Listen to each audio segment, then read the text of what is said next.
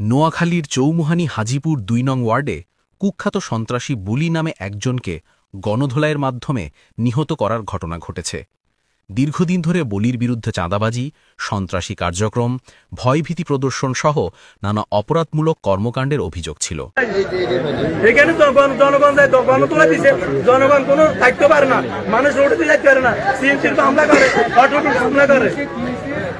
স্থানীয়দের ভাষ্য অনুযায়ী বলির বিরুদ্ধে হাজারো চাঁদাবাজির অভিযোগ জমেছিল এবং সে এলাকায় দীর্ঘদিন ধরে ত্রাসের রাজত্ব কায়েম করেছিল।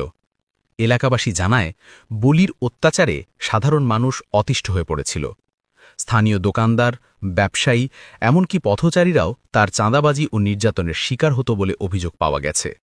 শুধু তাই নয়, বিভিন্ন সন্ত্রাসী হামলা, মারধর, জোরপূর্বক টাকা আদায় এসব কর্মকাণ্ডের সঙ্গে তার জড়িত থাকার তথ্যও মিলেছে। আজ সোমবার সকালে বলির লাশ রাস্তায় পড়েছিল। ঘটনার খবর পেয়ে পুলিশ ঘটনাস্থলে পৌঁছে পরিস্থিতি নিয়ন্ত্রণে আনে এবং লাশ উদ্ধার করে ময়নাতদন্তের জন্য হাসপাতালে পাঠায়। এই ঘটনায় এলাকায় উত্তেজনা বিরাজ করছে। পুলিশ জানায়, বলির বিরুদ্ধে বহু অভিযোগ পূর্বেও ছিল এবং তার বিরুদ্ধে একাধিক মামলা চলমান ছিল। ঘটনার সঠিক কারণ ও কারা এতে জড়িত তা খতিয়ে দেখা হচ্ছে। এলাকাবাসীর দাবি, দীর্ঘদিন ধরে বলির অত্যাচারে তারা শান্তিতে থাকতে পারছিল না। আজকের ঘটনায় তাদের মধ্যে স্বস্তি ফিরেছে বলে অনেকে জানিয়েছেন।